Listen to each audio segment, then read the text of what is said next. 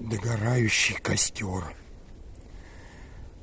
Там, внутри, в глубине, протяженность уходит, сжимается, сливается с бесконечностью.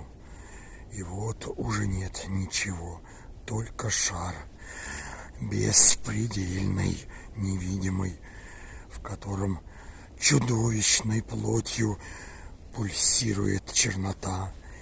И в немыслимых далях одинокий, затерянный, смотрит мерцающий глаз. Догорает сердце костра.